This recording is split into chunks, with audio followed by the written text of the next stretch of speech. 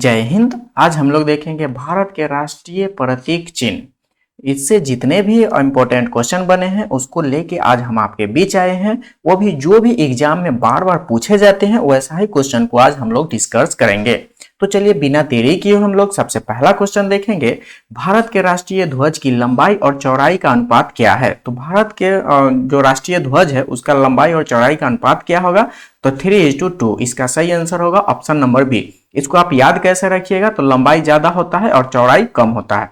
तो चलिए अगला क्वेश्चन हम लोग देखेंगे। भारत के राष्ट्रीय ध्वज की चौड़ाई और लंबाई का अनुपात क्या है? यहाँ उल्टा पूछ लिया गया है चौड़ाई और लंबाई का अनुपात। तो यहाँ होगा इसका आंसर 2:3। इसका सही आंसर होगा ऑप्शन नंबर बी। बढ़ते हैं आगे अगले क्वेश्चन के तरफ। भारत के राष्ट्रीय ध्वज के मध्य में बने धर्म चक्र का रंग क्या है? तो भारतीय राष्ट्रीय ध्वज के बीच में जो बना हुआ चक्र रहता है जिसे धर्म चक्र बोला जाता है उसका रंग कैसा होता है? तो गहरा नीला होता है। इसका सही आंसर होगा ऑप्शन नंबर बी। उसके बाद देखिए भारत के राष्ट्रीय ध्वज में चक्र में कितनी तिल्लियां होती है? तो भारतीय राष्ट्रीय ध्वज जो है उसके बीच में जो चक्र होता है उसमें कितने तिल्ली होती हैं? तो 24 तिल्ली होते हैं। इसका सही आंसर होगा ऑप्शन नंबर डी। बढ़ते हैं आगे अगले क्वेश्चन के तरफ। स्वतंत्र भारत के राष्ट्रीय ध्वज का डिजाइन निम्नलिखित में से किसने बनाया था? तो स्वतंत्र भारत का राष्ट्रीय ध्वज का डिजाइन जो है वह पिंगाली वेंकैया ने बनाया था। इसका सही आंसर होगा ऑप्शन नंबर डी। उसके बाद देखिए भारत का राष्ट्रीय गान जो है वह कौन सा है? तो भारत का राष्ट्रीय गान यानी नेशनल एंथम जो है वह जन गण मन है। इसका सही आंसर होगा ऑप्शन नंबर सी। बढ़ते हैं आगे अगले क्वेश्चन के तरफ। भारत के राष्ट्रीय गान के रचयिता कौन है? तो भारत के राष्ट्रीय गान के रचयिता कौन है? रविंद्रनाथ टैगोर। इसका सही आंसर होगा ऑप्शन नंबर बी। उसके बाद देखेंगे राष्ट्रीय गान जन गण मन सर्वप्रथम कब और कहां गाया गया था? तो 1911 में कलकत्ता में गाया गया था। इसका सही आंसर होगा ऑप्शन नंबर ए। बढ़ते हैं आगे अगला क्वेश्चन के तरफ। भारत के राष्ट्रीय गान जन गण मन को संपूर्ण रूप से गाने में कितना समय लगता है? तो राष्ट्रीय गान जन गण मन गाने में कितना समय लगता है? 52 सेकेंड लगता है। इसका सही आंसर होगा ऑप्शन नंबर बी। अगला क्वेश्चन हम लोग देखेंगे। देखिए अगला क्वेश्चन क्या है। भारत का राष्ट्रीय गीत जो है वह कौन सा है? तो भारत का राष्ट्रीय गीत जो है वह वंदे मातरम है। इसका सही आंसर होगा ऑप्शन नंबर सी। बढ़ते हैं आगे अगले क्वेश्चन के तरफ। भारत के राष्ट्रीय गीत के रचयिता कौन है? तो भारत के राष्ट्रीय गीत जो है उसके रचयिता कौन है? बंकिम चंद्र चटर्जी। इसका सही आंसर होगा ऑप्शन नंबर बी। बढ़ते हैं आगे अगले क्वेश्चन के तरफ। भारत के राष्ट्रीय गीत को गायन की अवधि कितना होता है? मतलब कितना समय लगता है भारत के राष्ट्रीय गीत को गाने में? तो कितना सेकंड लगता है? 65 सेकंड लगता है। इसका सही आंसर होगा ऑप्शन नंबर सी। अगला क्वेश्चन हम लोग देखेंगे। भारत का राष्ट्रीय गीत वंदे मातरम सर्वप्रथम कब गाया गया था? तो यह 1896 ईस्वी में गाया गया था। इसका सही आंसर होगा ऑप्शन नंबर बी।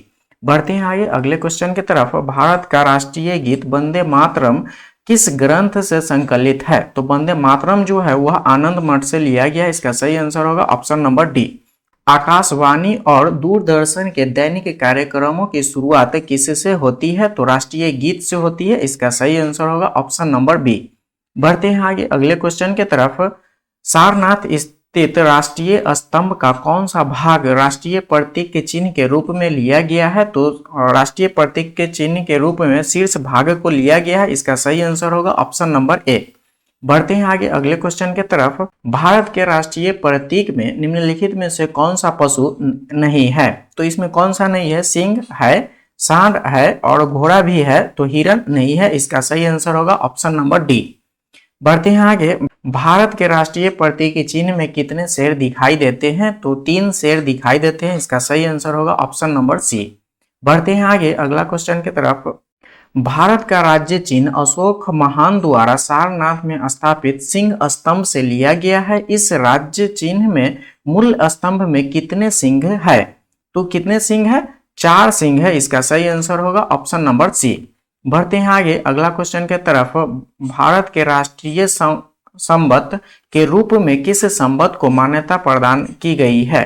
तो भारतीय संवत जो है वह राष्ट्रीय संवत कौन सा है? तो शक संवत है। इसका सही आंसर होगा ऑप्शन नंबर बी। उसके बाद है शक संवत पर आधारित राष्ट्रीय पंचांग प्रथम माह होता है। तो कौन सा जो है वह शक संवत के आधार से प्रथम महीना होगा? तो चैत्र जो है वह होगा। इसका सही आंसर होगा ऑप्शन नंबर ए। बढ़ते हैं आगे अगले क्वेश्चन के तरफ। देखिए, शक संवत पर आधारित राष्ट्रीय पंचांग अंतिम माह होता है। तो शक संवत पे आधारित जो है वह राष्ट्रीय पंचांग का अंतिम महीना कौन सा होता है? तो फाल्गुन होता है। इसका सही आंसर होगा ऑप्शन नंबर डी। उसके बाद है भारत का राष्ट्रीय पशु है। भारत का राष्ट्रीय पशु कौन सा है? तो भारत का राष्ट्रीय पशु बाघ है। इसका सही आंसर होगा ऑप्शन नंबर सी। बढ़ते हैं आगे अगले क्वेश्चन के तरफ। बाघ से पूर्व भारत का राष्ट्रीय पशु था। बाघ से पूर्व जो है वह राष्ट्रीय पशु कौन था? तो सिंह। इसका सही आंसर होगा ऑप्शन नंबर सी। उसके बाद है भारत का राष्ट्रीय पक्षी यानी नेशनल बर्ड है कौन सा है? तो मयूर है। इसका सही आंसर होगा ऑप्शन नंबर ए। बढ़ते हैं आगे। भारत का राष्ट्रीय आदर्श वाक्य क्या है? तो भारत का राष्ट्रीय आदर्श वाक्य जो है वह कौन सा है? सत्यमेव जयते। इसका सही आंसर होगा ऑप्शन नंबर ए। बढ़ते हैं आगे। निम्नलिखित में से किस पशु को भारत के राष्ट्रीय प्रतीक के चिन्ह में स्थान नहीं मिला है? तो इसमें देखिए, ऊपर भी हम लोग एक क्वेश्चन डिस्कस किए थे, उसमें सांड, घोड़ा और सिंह तीनों को मिला था, जबकि इसमें ऊंट को नहीं मिला है। तो इसका सही आंसर होगा ऑप्शन नंबर बी। आज के लिए बस इतना है, मिलते हैं अगले वीडियो में। अगर आपको वीडियो अच्छा लगा है तो लाइक कीजिए, सब्सक्राइब कीजिए और शेयर जरूर कीजिए। So thanks for watching this video.